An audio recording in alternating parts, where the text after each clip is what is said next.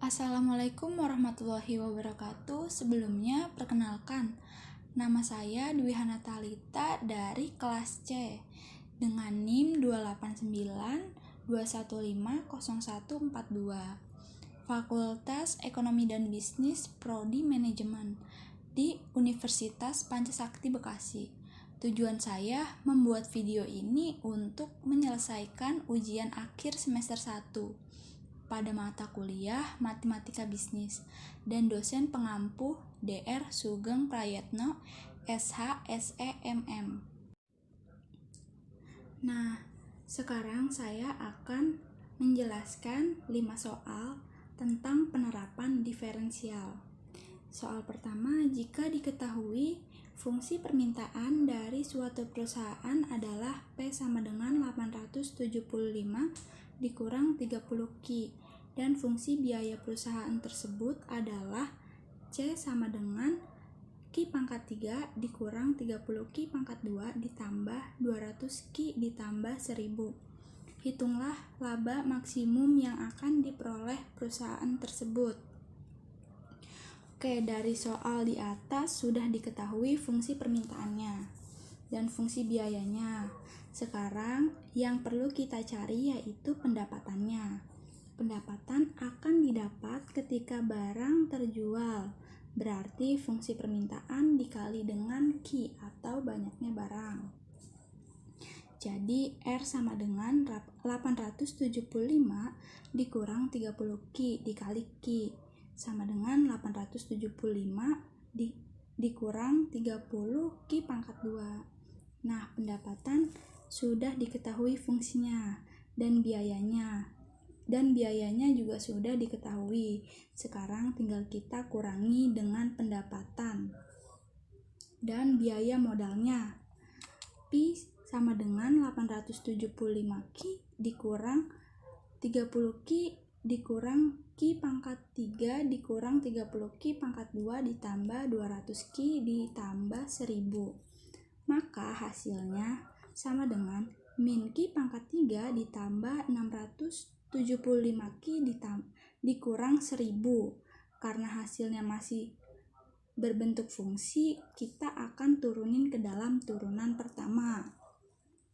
Sama dengan min 3 Q pangkat 2 ditambah 675. Nah, ini turunan pertama dari laba. Agar dapat dihitung, kita harus mencari terlebih dahulu Q-nya itu berapa. Jadi, Q sama dengan Q pangkat 2 dikurang 225. Nah, dapat dari mana Q pangkat 2 dikurang 225? Dapat dari turunan pertama laba. Min 3 Q pangkat 2 ditambah 675. Agar dapat dijumlah dan bertemu Q-nya, kita akan bagi ke dua ruas. Sama min 3 yaitu hasilnya Q pangkat 2 dikurang 225. Nah, Q pangkat 2 dikurang 225 ini kita faktorisasikan jadi hasilnya Q ditambah 15 atau Q dikurang 15. Jadi Q-nya dapat kita simpulkan 15.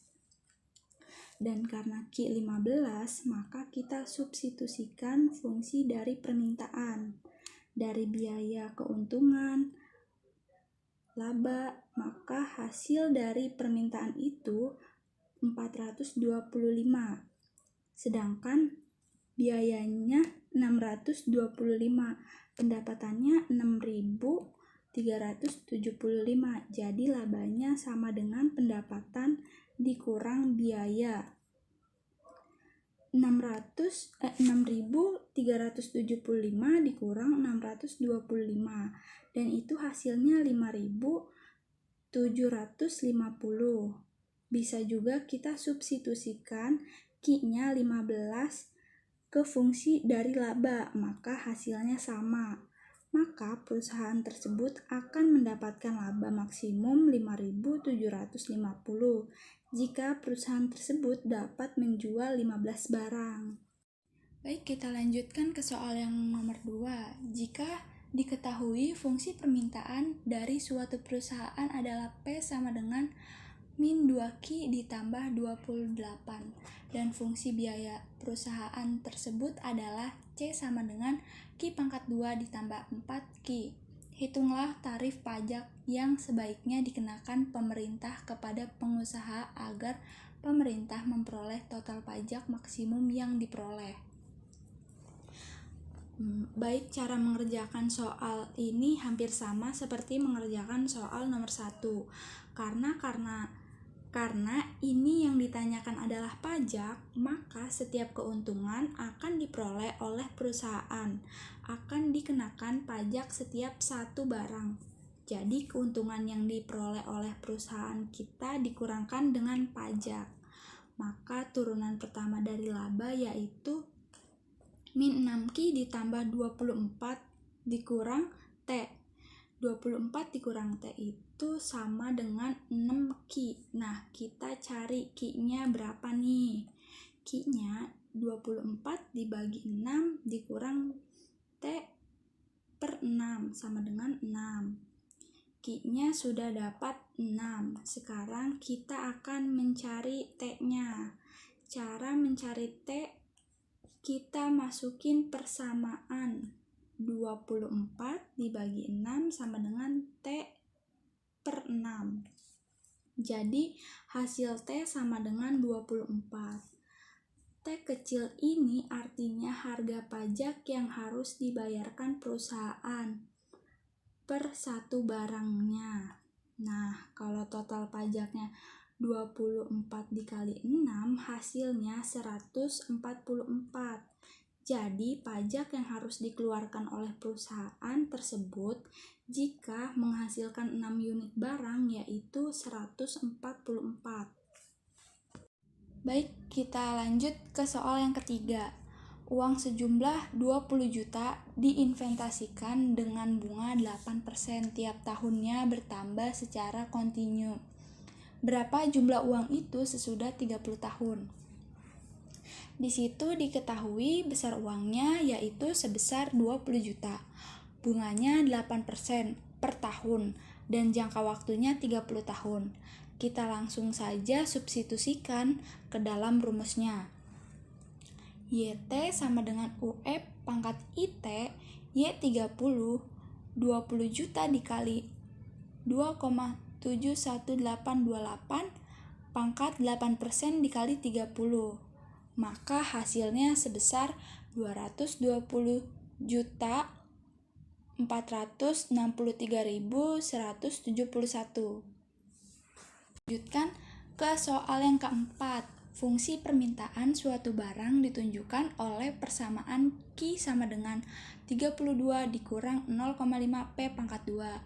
Hitunglah surplus konsumen jika tingkat harga pasar itu 50. Baik, surplus itu artinya keuntungan yang diperoleh dari harga asli dengan harga kesepakatan pada jual beli atau disebut juga dengan selisih. Langkah pertama, kita harus merubah fungsi suatu barang menjadi suatu harga.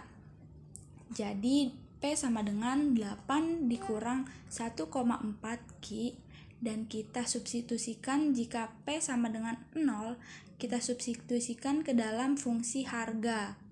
Jadi Q-nya sama dengan 5,7. Nah, jika Q-nya 0, maka P-nya 8. Jika PE atau harga kesepakatan di pasar itu 50, kita substitusikan lagi fungsi harga, maka jumlah harga di pasar itu 30.